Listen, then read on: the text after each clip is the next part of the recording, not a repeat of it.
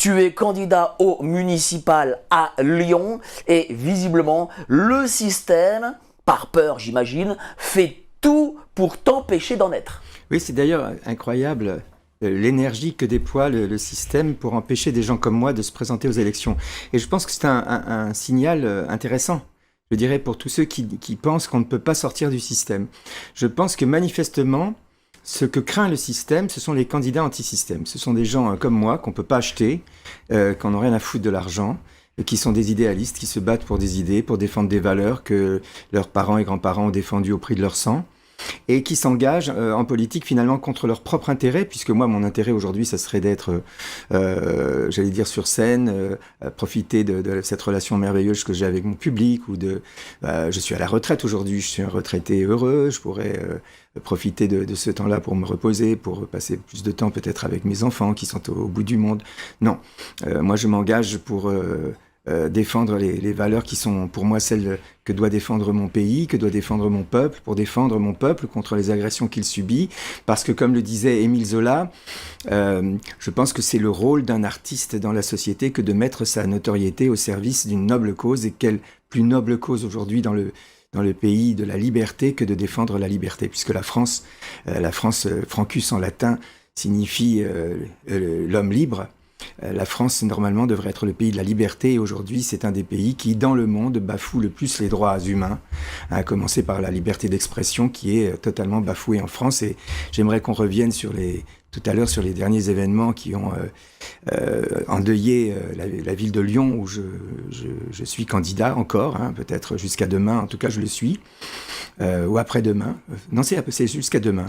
On attend une réponse donc de la préfecture quant aux objections de je ne sais qui. Mais comment on peut t'empêcher quand même de te présenter à une municipale? Ça veut dire qu'ils ont vu, ils ont senti que tu avais déjà le peuple avec toi, pour dire les choses, et ils sont vus, parce que sache-le, le système regarde nos émissions. Moi, j'ai eu droit à France Télé qui a fait un reportage et qui a montré toutes les émissions un peu qu'on a faites, ne serait-ce que sur l'affaire Epstein. Et ils ont vu que tu avais des billes contre le traité de Lisbonne, et j'imagine que ils veulent te faire taire. Oui, et je pense surtout que ce qu'ils redoutent, ce sont les candidatures spontanées de citoyens qui refusent le principe partisan, qui veulent plus entendre parler de la gauche et de la droite. D'ailleurs, et on en reparlera, on dira pourquoi aujourd'hui la gauche comme la droite sont les instruments du même pouvoir. Et donc, ils redoutent des candidatures spontanées de personnes populaires qui sont portées par des mouvements citoyens qui refusent le principe partisan et qui donc deviennent des candidats anti-système. Ce qu'ils veulent éviter, c'est des candidats qui ne soient pas dans le système. Tant que tu es dans un parti de gauche ou dans un parti de droite, tu es dans le système. Ces gens-là se donnent la main et ils défendent le même système. Enfin, tous ces gens-là travaille pour Monsieur Epstein. Tu vois, ce qui est malheureux dans la tragédie, qui s'est déroulée à Lyon, c'est que ces jeunes gens qui ont assassiné ce jeune homme au motif qu'il aurait eu des liens avec un parti de droite, eh bien, ils pensent vraiment qu'ils sont dans le camp du bien. Ils pensent vraiment que ce qu'ils font, c'est bien, et parce qu'on les a endoctrinés. Et en fait, c'est ce que fait le pouvoir. Ils ne se rendent pas compte qu'ils continuent à travailler pour M. Epstein et pour M. Rothschild, pour la banque Rothschild. Je pense qu'ils se rendent compte. Non, je pense qu'en réalité, je ne pense pas. Ce qu'on appelle les antifascistes se rendent compte de ce qu'ils sont. Ils viennent du système. Leur famille vient du système. Ce sont des députés, des sénateurs, des ministres, des juges. Tu vois ? Je te parle pas de ceux qui tirent les ficelles. Je te parle des marionnettes. Je te parle de ceux qui sont les pantins de ces gens-là. Ces jeunes gens, ils sont les pantins de ces gens qui tirent les ficelles et qui ont intérêt à diviser le peuple français pour régner sur le peuple français.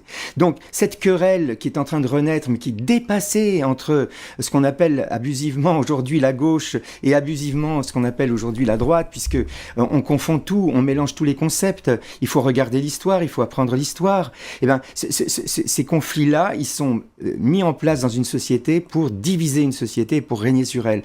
Donc, tous ces jeunes gens qui aujourd'hui pensent pensent qu'ils sont dans le camp du bien et qu'ils ont le droit de tuer un jeune homme parce qu'il n'a pas les mêmes idées qu'eux, ce sont des gens qui sont endoctrinés et par des gens comme justement Monsieur Mélenchon qui travaille pour Monsieur Epstein. Monsieur Mélenchon travaille pour Monsieur Epstein. Tous les partis politiques travaillent pour Monsieur Epstein. Quand je dis Monsieur Epstein, d'ailleurs je devrais dire Monsieur Epstein, puisque Epstein ça rime avec Poutine, donc comme ça tu vois, il faut plus dire Epstein maintenant parce qu'Epstein ça les gens aiment voilà. quand on dit Epstein. Hein. Voilà. Alors là, les gens sont très sensibles à ça. En tout cas, à géopolitique profonde. Hein. La bonne conscience aujourd'hui, c'est de dire Epstein parce que Epstein, ça rime avec Poutine. Tu comprends que Poutine est le méchant. Tu vois comment on endoctrine les gens de manière subliminale. Non, mais moi, je suis absolument scandalisé. J'espère qu'il va y avoir, en tout cas, une levée de bouclier contre les propos insoutenables de Monsieur Mélenchon, qui a justifié finalement l'assassinat de Quentin en disant il est d'extrême droite.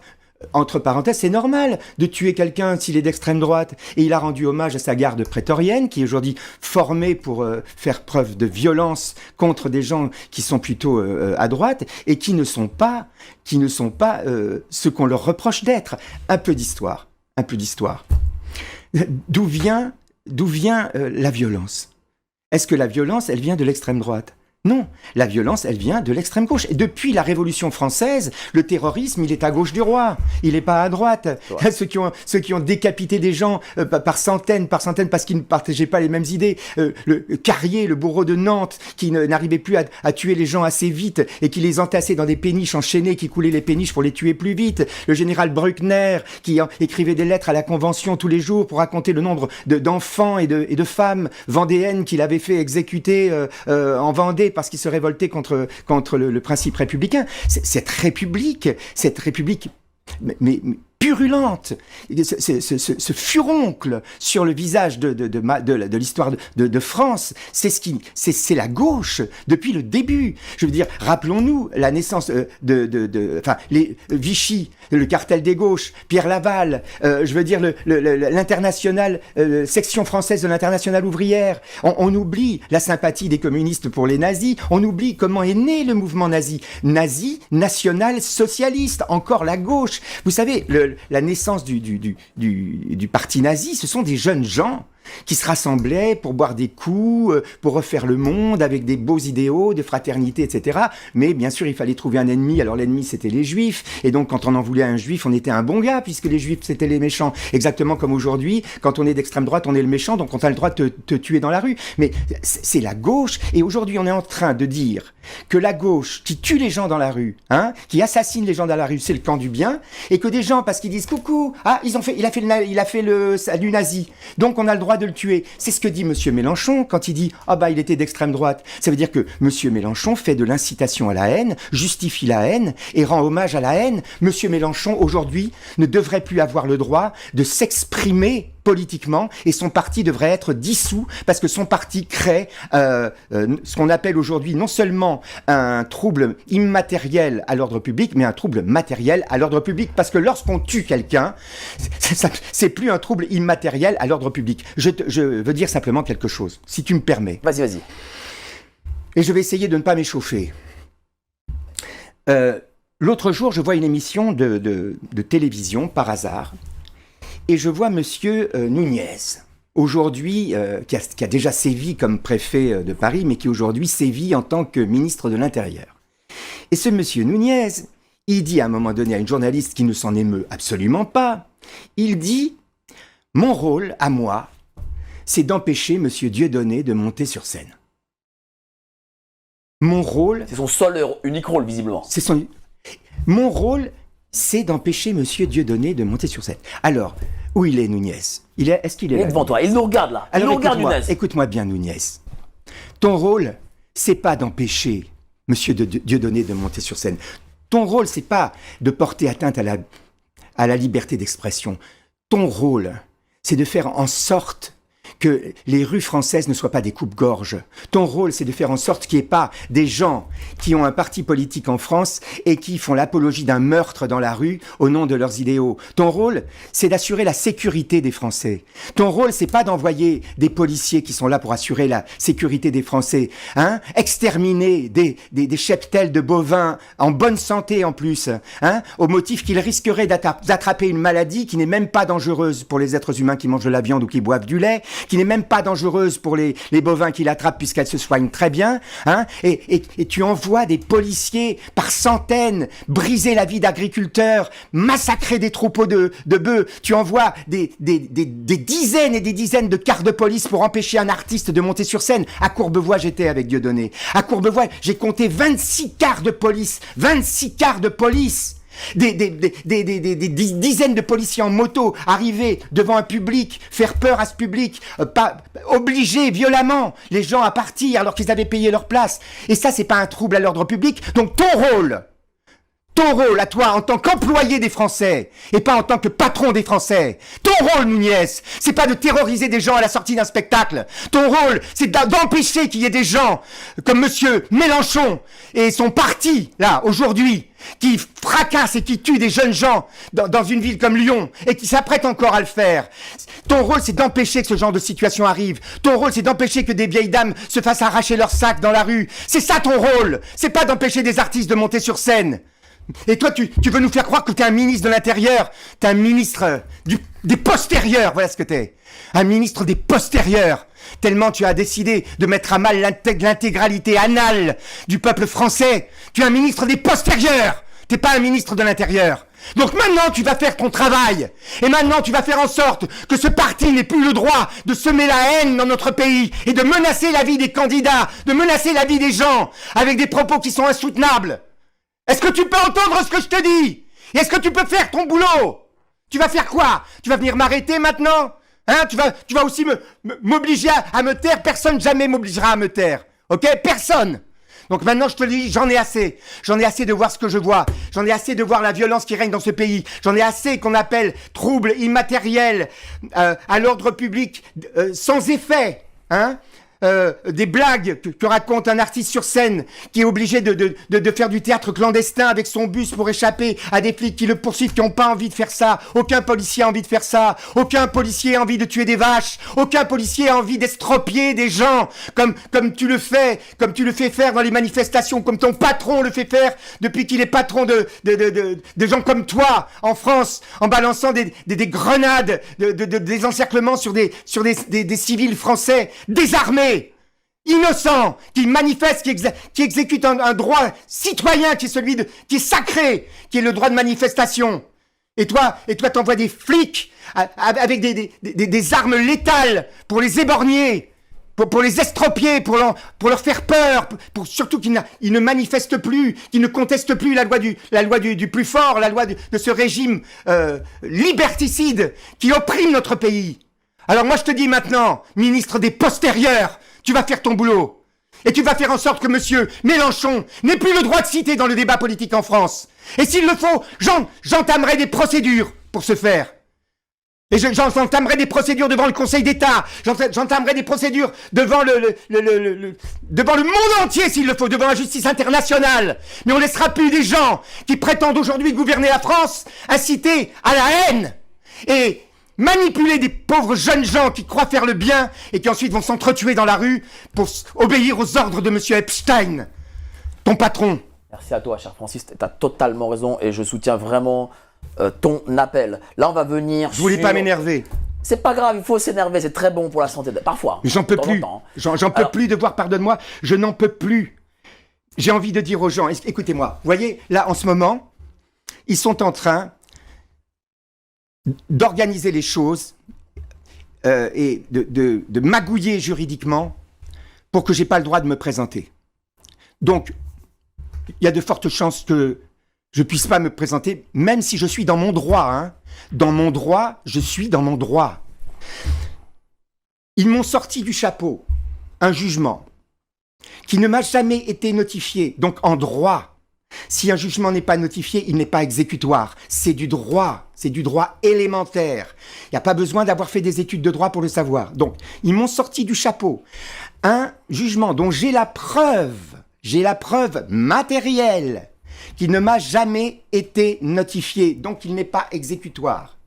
Ce jugement aurait eu lieu lors d'un procès qui ne m'a jamais été indiqué. C'est-à-dire, on m'a jamais dit que j'allais être jugé sur la présentation de mes comptes de campagne. Ni mon mandataire financier, ni moi n'avons été prévenus qu'il y avait un procès qui engageait notre responsabilité. Donc, on n'a pas été prévenus. On n'a pas été convoqués, donc, à ce prétendu jugement. D'accord ? Donc, non-respect du contradictoire. Aujourd'hui, dans un procès, quand il y a jugement, il faut respecter le contradictoire. Il faut que les personnes qui sont mises en cause puissent justifier de leur bonne foi. OK ? Non, on respecte pas le contradictoire. C'est les jugements d'exception. Hein. Là, c'est Fouquier-Tinville et la guillotine. OK ? Le jugement ne m'est pas notifié. J'ai la preuve matérielle qui ne m'est pas notifiée. Je suis allé déposer ma liste, comme tous les candidats, à la préfecture. Ma liste était bonne. J'ai eu mon récépissé provisoire. Normalement, le lendemain, je dois avoir un récépissé définitif. OK ? Le lendemain, j'ai reçu une feuille de la préfecture me disant « Monsieur, vous êtes inéligible, donc vous ne pouvez pas vous présenter. » Mais en quoi je suis inéligible ? Je vous explique que ce jugement que dont vous me parlez ne m'a jamais été notifié, donc il ne peut pas être exécutoire. D'accord ? Donc je ne peux pas être inéligible. OK. Mettons qu'ils vont faire ça. OK ? Ils vont faire leur petite magouille et je ne vais pas me présenter physiquement, personnellement, comme j'espérais le faire à Lyon où j'habite maintenant. D'accord ? Parce que je suis lyonnais maintenant. Voilà. Je m'en excuse auprès du futur maire. Parce que, en tant que lyonnais, je ne vais pas te lâcher. Alors, parce que il y a d'autres personnes que je vais représenter. Parce que j'ai 15 jours. J'ai 15 jours pour essayer de faire entendre leur voix. Que je sois candidat ou pas candidat, je vais me battre pour ça. Pour qu'on entende la voix de ces gens-là, qui sont des gens honnêtes, qui sont des gens qui en ont fini avec l'histoire des partis politiques, avec l'escroquerie des partis politiques. Ils ont fait partie de partis politiques. Ils en ont fait partie. Ils ont renoncé à en faire partie. Parce qu'ils ont compris que les partis politiques, c'était de l'escroquerie. Mais tu vas représenter aussi ces gens en portant plainte contre la Constitution, contre le traité de Lisbonne, parce que tu as vu qu'il y avait un talon d'Achille. Tu as d'ailleurs été le seul à le voir, alors que les autres, entre guillemets, souverainistes, eux disent non. Même Divisio nous a dit non. D'ailleurs, je me demande pourquoi il dit non. Non, parce que Divisio, il lisait les conneries d'Asselineau. Il lisait les conneries d'Asselineau sur son truc, son portable, au lieu de s'être renseigné avant ou au lieu d'écouter mes arguments. Bon, ça c'est Divisio. Ok. Simplement, je vais revenir sur le traité de Lisbonne, puisque c'était le sujet de l'émission aujourd'hui. Ouais. Bon, mais je vais terminer sur Lyon, parce que il y a certainement des Lyonnais qui regardent ton émission. Faites passer le mot. Faites passer le mot. Il y a une liste à Lyon qui s'appelle Spartacus. Il y a une liste à Lyon qui s'appelle Spartacus. Elle est composée par des citoyens et des citoyennes non encartés ou désencartés. C'est-à-dire qui ne font pas partie ni de la droite, ni de la gauche, ni du système partisan, ni du système tout court. Là, aujourd'hui, on veut vous imposer Jean-Michel Aulas, qui est en campagne depuis 6 mois et qui n'a même pas daigné nous inviter au débat qui a eu lieu hier entre lui, l'ancien maire, qui est quand même le maire écologiste qui a quand même réussi l'exploit de faire de Lyon la ville la plus polluée de France, chiffre en main. Le gars, il est écologiste et il fait de Lyon la ville la plus polluée de France. On ne peut plus circuler, qui est devenu un coupe-gorge et qui maintenant propose de s'allier dans les élections, parce qu'il sait qu'il ne va pas faire une voix, qui propose de s'allier avec LFI, qui vient d'assassiner un Lyonnais. Donc le gars, il est maire de Lyon. Et il veut s'associer avec un parti qui vient d'assassiner un Lyonnais. Ok ? Et il voulait en plus empêcher la manifestation en mémoire de ce garçon. Voilà. Donc, ce gars-là va dégager. Ils vont maintenant tout faire pour mettre Monsieur Aulas, Jean-Michel Aulas, au pouvoir, parce que Jean-Michel Aulas est le meilleur copain de Emmanuel Macron, et que c'est Emmanuel Macron qui tire les ficelles pour que Jean-Michel Aulas soit le maire de Lyon. Moi, je dis aux Lyonnais, bon, je vais pas pouvoir me présenter, je vais faire campagne avec eux, je vais être leur porte-parole, mais il y a des gens comme Yves, retenez ces noms, Yves Duigou, un type merveilleux, honnête, sincère, un type sur qui on peut compter, compétent, un chef d'entreprise, un mec merveilleux, un mec honnête, qui n'a rien à foutre de la politique, qui veut juste sauver la vie des Lyonnais, rendre la ville de Lyon aux Lyonnais. Il y a Michel Dulac, 83 ans, un type merveilleux qui s'est battu toute sa vie pour sa ville. Il y a des gens merveilleux, Corinne Prince-Vessilaire, qui va se présenter à la métropole, Spartacus. Il y a Arnaud Vandier, un Camerounais de Lyon, merveilleux, un chef d'entreprise, il se présente, Spartacus. Il y a, écoutez, ces gens-là, Adeline Bèze, qui nous vient du Gabon et qui est une nana merveilleuse que j'adore, ces gens-là, Spartacus, c'est vous les Lyonnais. Ces gens-là, c'est pour eux qu'il faut voter. Il faut pas voter pour qui on vous dit de voter. Faut pas faire où on vous dit de faire. Votez pour les petits, ne votez pas pour les gros. Ne votez plus pour ce maire qui a détruit votre ville pendant le temps où il a été maire. Ne votez pas pour Jean-Michel Aulas qui est le candidat d'Emmanuel Macron. Regardez, il y a des listes, il y a des petites listes, que ce soit Spartacus ou une autre. Votez pour la liste qui ne fait pas partie du système. Votez pour des citoyens. Et quand vous ferez ça, vous allez changer la vie de Lyon. Vous avez amélioré la vie de votre ville. Et tous ceux qui feront ça dans toutes les élections municipales en France amélioreront la vie de leur ville. Ne votez plus pour les partis politiques. Votez pour les citoyens et les citoyennes qui se présentent sans carte, sans faire partie d'un parti et qui seront en direct jusqu'à la fin de leur mandat avec leurs électeurs et leurs électrices. Car un parti politique est une mafia qui interfère dans la relation entre l'électeur et l'élu. Il ne faut plus d'interférence entre l'électeur et l'élu dans la relation électorale, dans la relation aujourd'hui qui nous contraint à gérer la vie de nos sociétés. Le message est passé. Voilà. Les Lyonnais qui nous regardent, ils ont vu et ils vont t'écouter. Revenons au sujet de l'émission. Voilà. Le traité de Lisbonne. Voilà. Tu as vu qu'il y avait un talon d'Achille. Tu as été un des seuls à l'avoir vu. Tu as écrit justement un livre dès 2009 pour le dire. Un livre qui a été censuré à son époque. Et là, tu vas passer le cap au-dessus. C'est-à-dire que tu vas porter plainte contre ce traité. C'est ça? Alors, j'ai consulté 2 cabinets d'avocats. Enfin, j'en ai consulté plus. Il y en a 2 qui pensent qu'il y a un chemin vers mon objectif, qui est l'annulation du traité de Lisbonne. Je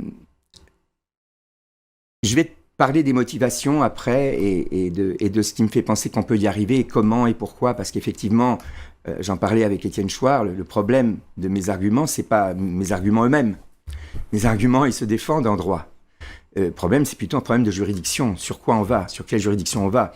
Alors qu'on sait très bien aujourd'hui que les juridictions européennes, elles sont gouvernées par les nazis, hein, et on sait très bien que tout ça n'est que faux semblant, qu'aujourd'hui, le pouvoir politique en France, il a une main basse, une main mise en tout cas sur une certaine partie de la justice en France. Donc c'est compliqué, mais c'est totalement faisable. Et il y a surtout un droit international. Et tu sais, quand tout est compliqué, ce qu'il faut faire quand tout est compliqué, pardon, il faut que je m'apaise. Quand tout est compliqué, il faut simplifier les choses. Et en fait, toute cette histoire peut se résumer à un seul principe général du droit. Alors moi j'adore les principes généraux du droit, parce que souvent ils sont en latin, la plupart du temps ils sont toujours en latin. Et moi, j'adore le latin. Moi, je suis un petit peu comme ce gars, tu sais, dans la série d'Astier, Camelot, qui éprouve toujours le besoin, à un moment donné, de faire une citation en latin. J'adore les citations en latin. Sauf que moi, mes citations en latin, c'est du vrai latin. Dans la série d'Astier, c'est pas du vrai latin. Bon. Il y a un principe général du droit qui est tout simple. Mais tout simple. Le plus simple du monde. Et en latin, il se dit pacta sunt servanda. Qui veut dire? Tu dois tenir ta parole. Un pacte est un pacte et il faut s'en tenir à l'engagement qu'on a pris. Si tu as pris un engagement, tu dois le tenir et tu ne peux pas, à un moment donné, te prévaloir de quelque chose qui est contre l'engagement que tu as pris. Alors, ça c'est une notion de droit, parce que le droit, tu sais, c'est pas simplement la production d'un État. Le droit, ça peut être la production de n'importe qui, d'un mec qui passe, hein, pour faire plaisir à un potentat. Regarde ce qui s'est passé dans la fondation du droit européen. Je veux dire, t'as des mecs comme Maurice Lagrange, là, qui a tout d'un coup, tout seul, sans qu'on lui demande rien, sans même qu'on connaisse son existence, a produit du droit et aujourd'hui a imposé ce droit à 500 millions de personnes qui n'ont même pas donné leur avis, qui savent même pas comment il s'appelle et qui inventent des choses qui n'existent pas en droit. Mais tout le monde peut produire du droit, mais surtout, si tu veux, à un moment donné, il y a des notions qui, à un moment donné, sont tellement simples qu'elles font partie de tous les droits. Et cette notion-là, pacta sunt servanda, c'est une notion fondamentale, on ne le sait pas, du droit international. Alors ça ne s'appelle pas comme ça dans le droit international, ça s'appelle l'estoppel. L'estoppel en droit international, c'est-à-dire que l'estoppel, c'est l'affirmation qu'un État ne peut pas se parjurer. Je te donne un exemple. Quelqu'un prend un engagement. Il ne le tient pas. C'est pas bien. C'est pas bien de prendre un engagement et de ne pas tenir son engagement. Mais quand c'est un collectif qui prend un engagement et qui ne le tient pas, c'est encore moins bien. Et si c'est un État... L'État français, il le fait ça souvent, pour le coup. Hein. Il le fait très souvent. C'est même une coutume pour lui. C'est devenu maintenant récurrent. Grave. C'est-à-dire que l'État prend des engagements et ne les tient pas. Et dans ce domaine du droit, aujourd'hui, il est intolérable et inacceptable que un État non seulement ne tienne pas ses engagements vis-à-vis des tiers, mais vis-à-vis de lui-même. La parole d'un État, elle ne peut engager cet État que si elle-même, elle se respecte elle-même. C'est-à-dire qu'aujourd'hui, tu ne peux pas dire, quand tu signes le traité de Lisbonne, les Français sont d'accord. Tu ne peux pas faire ça, puisque les Français ne sont pas d'accord. Tu as un référendum qui a clairement fait comprendre aux dirigeants français que le peuple français était contre le principe supranational, ok ? Et tu as un président qui dit non, les Français sont d'accord, hein. Ils sont d'accord pour la supranationalité. Donc, mais tu vas pas attaquer sur ça. Estopel. Il va falloir, dans cette procédure, qu'on reparle de la position morale de la France. Parce que la position morale, c'est ce qui engage le droit. Et qu'à un moment donné, si, au moment où la France s'engage, elle ne respecte pas sa propre parole, son engagement n'est pas de droit. Il ne peut pas être de droit. Et il ne peut pas être de droit d'un point de vue international, du point de vue du droit international. Alors, moi, j'ai mis à jour un problème formel et incontestable. Et là-dessus, c'est pas pour rien que des personnes comme Asselineau et consorts ne veulent pas m'affronter sur ce terrain-là et chient dans leur froc quand on leur propose un débat. Qu'ils viennent à un débat. Moi, j'invite M. Asselineau ici, s'il veut venir, je serai un arbitre impartial et pourrai débattre avec Francis Lalanne parce que tes arguments sont excellents. Enfin, je sais pas. En plus, pourquoi il ne veut pas? Pourquoi il ne fait que des faces caméra où il explique que tu as tort? Mais qu'il vienne. Non, mais parce qu'il chie dans son froc, c'est tout. Il est bon qu'à ça. J'ai dit, combien de fois on l'a sollicité en tant que souverainiste parce que effectivement il fait un bon boulot. Il a quand même dit 2-3 trucs intéressants. Et donc il y a des gens qui le suivent.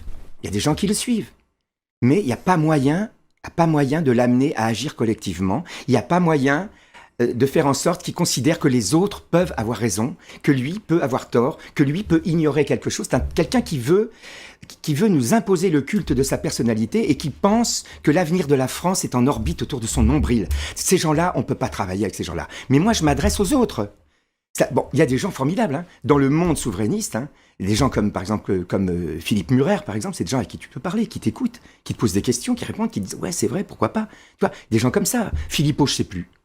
Il me répond plus au téléphone, je sais pas, son problème, c'est le sien, c'est pas le mien. Moi, j'appelle de temps en temps.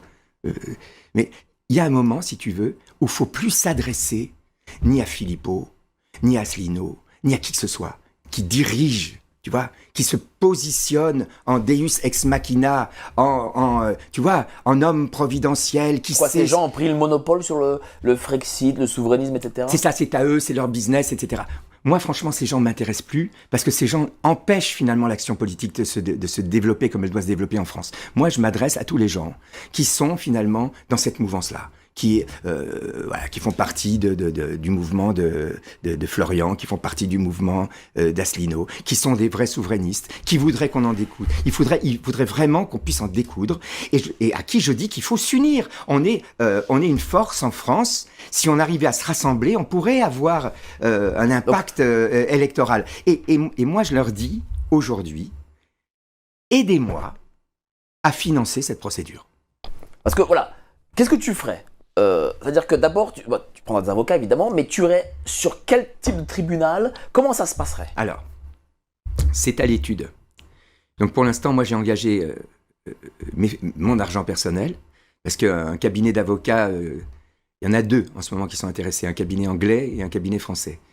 Bon, c'est des procédures très lourdes qui demandent un gros investissement. Moi, je ne pourrais pas aller au-delà de ce que j'ai déjà engagé par moi-même pour faire valoir cette procédure. Cette procédure, elle peut aller au bout.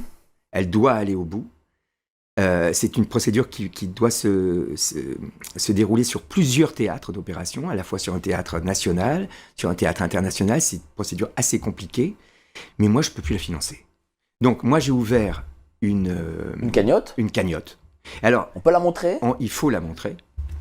Voilà, Litchi, annulation du traité de Lisbonne sur Litchi. Tapez ça et soutenez Francis Lalanne. Voilà. Alors, c'est la transparence absolue. Hein. Si vous mettez des sous dans cette histoire, il n'y a pas un sou qui ira dans ma poche. Pas un sou qui ira dans ma poche. Ce sera très facile à vérifier. La destination des fonds, elle sera publique en permanence. Moi, je ne touche pas à ça. Mais si tu portes plainte, voilà, tu portes plainte. Imaginons au bout de 5, 10 ans, je ne sais pas quand, la victoire. Ah, mais Qu'est-ce qui se passe ? Est-ce qu'il y a abrogation du traité de Lisbonne, du coup ? Ta question, elle est fondamentale. Je ne peux pas y répondre directement comme ça, mais elle est fondamentale. Je veux engager cette procédure, non pas pour frexiter. Je veux engager cette procédure pour démontrer l'escroquerie gouvernementale qui règne dans les États-nations depuis l'institution de l'Union européenne. Pour tirer le fil d'Ariane de Rothschild et montrer comment cette institution est une création du Quatrième Reich, qui a pour but de réduire à néant la conscience des citoyennes et des citoyens européens pour en fabriquer des zombies consommateurs globalisés. Pourquoi je te dis ça ?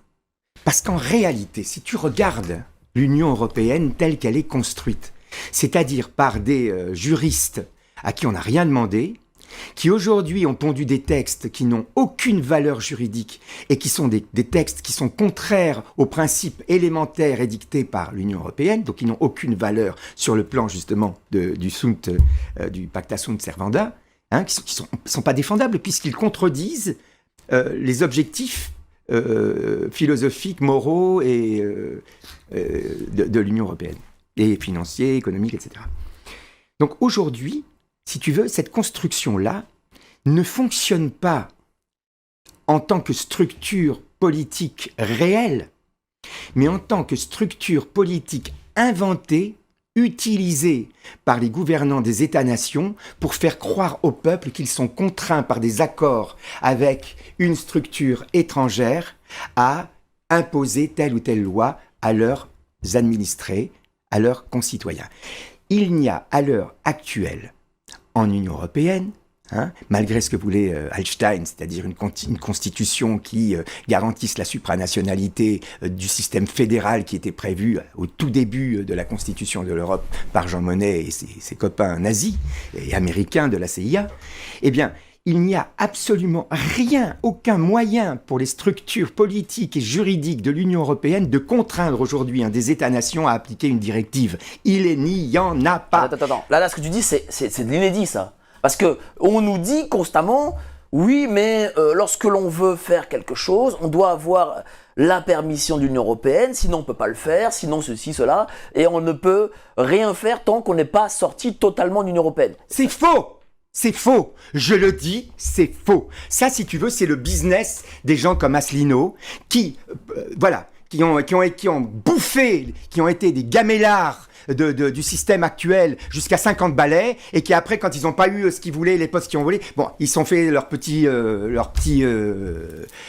bonheur avec leurs groupies dans leur coin. C'est faux. On n'a pas besoin. L'article 50, on n'en a rien à foutre de l'article 50. Si tu fais valoir l'article 50, c'est que tu considères que tu es dans l'Europe. Moi, je considère qu'on est dans l'Union européenne. Moi, je considère qu'on n'est pas dans l'Union européenne. Et si on regarde tous les textes, on n'est pas dans l'Union européenne. Et si on suit un raisonnement légal, patriotique, réel, juridico-français, juridico-national, si on est souverainiste et nationaliste, on n'est pas dans l'Union européenne. Comment est-ce qu'on s'arrête de fumer ? Il y a des gens qui me disent, comment est-ce qu'on s'arrête de fumer ? Comment tu t'arrêtes de fumer ? Eh ben, t'arrêtes, mon grand. T'arrêtes. Comment on en finit avec l'Union européenne? Eh bien, on n'est pas dedans. Donc, on arrête de croire à la fable qui consiste à dire qu'on est obligé aujourd'hui de suivre les règles du Mercosur parce que c'est une décision qui a été prise par l'Union européenne, que c'est une directive et que les directives sont imposables par le principe de primauté aux décisions politiques nationales. Tout ça, c'est faux. Ça n'existe pas. Même si ça existait. Voilà. Mettons que ça existe. D'accord? Ok. Moi, je veux pas le Mercosur en France. Ah, d'accord. Mais si t'es obligé, je veux pas. Tu fais quoi? Quels sont tes moyens de coercition? Tu sais quoi? J'ai posé 150 fois cette question aux représentants souverainistes et ils m'expliquent qu'il y a des retardations administratives, des amendes, des je sais pas quoi, qu'on ne paierait pas des prêts. Mais pour moi, c'est bidon. Mais c'est bidon! Parce que l'Union européenne n'a pas d'armée. Et d'ailleurs, tiens, je vais citer un auteur que j'ai eu il y a 2-3 jours. Ghislain Benassa qui m'a expliqué que l'Union européenne n'avait que le droit. Il n'avait ni armée, ni vraiment administration. Ça, c'est Einstein. Je crois que c'est Einstein qui a dit ça. Oui, mais le droit, ça ne t'attaque pas, le droit. Non, mais le droit, c'est rien, c'est que dalle. C'est que dalle. La CIO a fait son droit. Et alors? Je veux dire, à un moment donné, un mec, il veut pas suivre le droit de la CIO, il fait du sport ailleurs. Mais qu'est-ce que t'en as à foutre? Je veux dire, c'est vrai qu'à un moment donné, je pense que c'est Einstein qui a dit ça. À un moment donné, il a dit, bon, de toute façon, quoi qu'il arrive, l'Union européenne, c'est que dalle. L'Union européenne, c'est une construction juridique et on va faire régner cette construction juridique. Et puis quoi encore? Va te faire voir. Tu vas quoi? Qui t'es quoi? Demain, t'es la France. Demain, t'as un vrai mec à la tête de la France, pas un type qui travaille pour Epstein, comme aujourd'hui. T'as un vrai mec, un citoyen honnête, qui se fout de l'argent, qui en a rien à foutre de tout ça, qui veut juste qu'on soit heureux dans notre pays, etc. Et qui veut qu'on soit français dans notre pays, et voilà, et qui accueille tous les gens qui veulent être français, qui aiment notre pays, pas simplement des gens qui veulent en profiter, tu vois?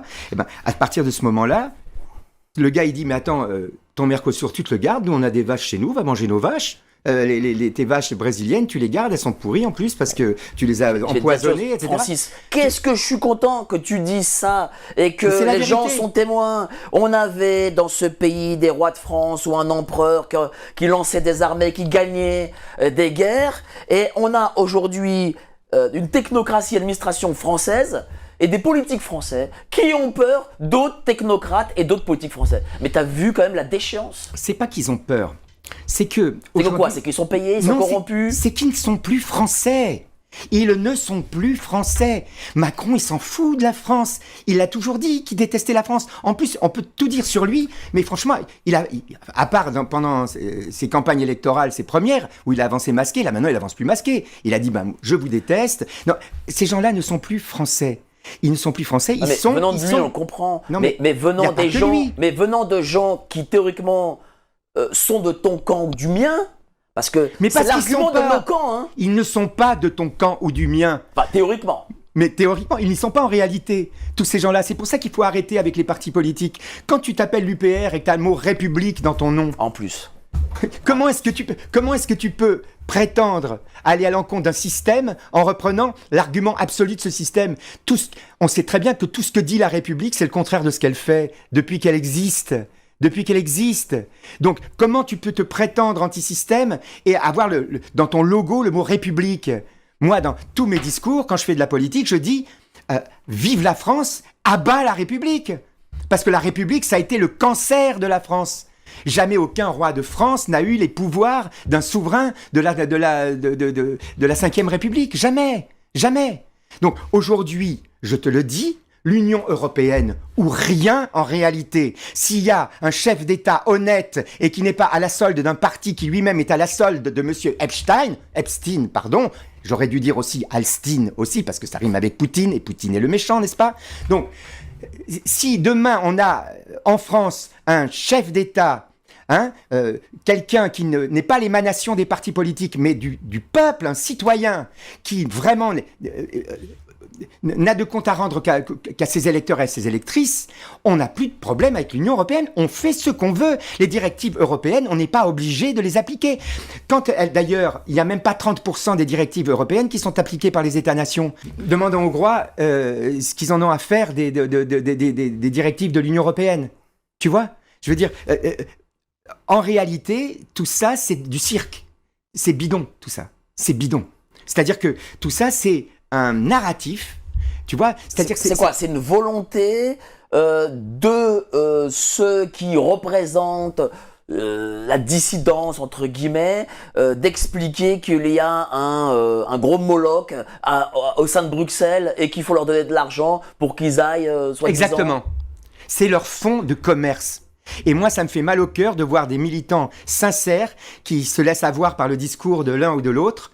Mais au moment d'agir ensemble, il n'y a plus personne. Il faut que tu cotises. Il faut que tu suives le gars. Il faut que tu prennes la carte de son parti. Allez, va te faire foutre.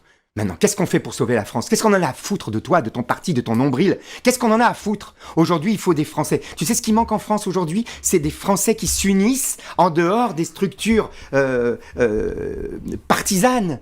Qui sont des sectes mafieuses, qui ne se préoccupent que de l'intérêt d'elles-mêmes, pas de la France. Et il y a des gens encore aujourd'hui, dans leur grande naïveté, dans leur grande sincérité, qui croient ces conneries. Non, en fait, en réalité, l'Union européenne, on n'est pas dedans si on veut pas. On peut prendre ce qu'on veut de l'Union européenne et laisser ce qu'on veut de l'Union européenne. On n'en a rien à foutre. Comment on fait les Anglais, déjà? Ben, les Anglais, tu sais, ils font ce qu'ils veulent depuis toujours et ils sont responsables de 3/4 des malheurs que nous connaissons. Mais ce que je veux dire, c'est que pour moi, l'ennemi héréditaire, ça a toujours été l'Angleterre. Hein. Que ce soit au rugby... Les Anglais, les Germains. Les Germains, c'est nos cousins. Faut pas les oublier quand même. Les Germains, au cours de l'histoire...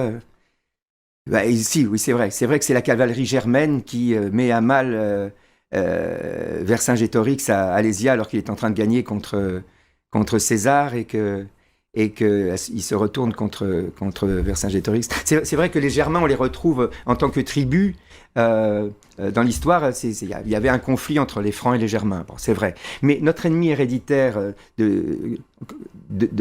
quand on est sorti de la société tribale, parce que tu sais pourquoi les Allemands ont fini par l'emporter sur nous. C'est parce qu'ils sont restés fidèles à leur structure tribale.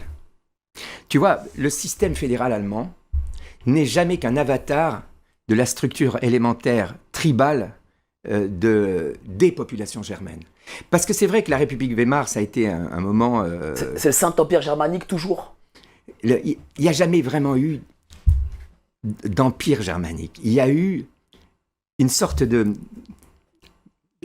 d'organisation du système fédéral à travers la mise ensemble, je ne dis pas en commun, des énergies tribales qui ont composé la société allemande avant qu'elle devienne une société. Parce qu'il ne faut pas oublier que l'unité allemande, la première unité allemande, c'est à Napoléon qu'on la doit, à Napoléon Ier. Hein? Ouais. Voilà. Et il ne faut pas oublier non plus qui sont les assassins. Hein? Parce que Napoléon Ier, aujourd'hui, il est au Panthéon. Et Louis XVI, c'est le méchant dans les livres d'histoire. Mais si on a coupé la tête à Louis XVI, c'est juste parce qu'il a refusé qu'on tire sur la foule. Ça, c'est la vraie histoire. Et c'est pas les Vendéens, c'est pas les généraux vendéens qui ont tué des femmes et des enfants. C'est les généraux républicains qui ont massacré des enfants et des femmes en Vendée, dans les charniers de Vendée. Moi, je ne suis pas républicain parce que les charniers de Vendée le sont. Je ne peux pas être républicain, je ne serai jamais républicain. Et qui me dit qu'il est républicain, pour moi, n'est pas français. N'a pas le droit d'être français. Parce que la République, ça n'est pas la France. Ça n'est plus la France et ça ne l'a jamais été, en fait. La République, ça a été le cancer de la France. La France est un pays qui doit fonctionner de manière, j'allais dire, à la fois collective et à la fois régionale. Aujourd'hui, la France devrait être un système fédéral. Mais la France, c'est-à-dire elle reste la France. Mais la France des régions, la France que voulait faire De Gaulle. Hors des Jacobins. Voilà, le principe jacobin, qui est le principe républicain, c'est le principe qui est à l'origine du mal français. Et de la destruction de notre pays, et peut-être demain de ce qu'on appelle déjà le grand remplacement.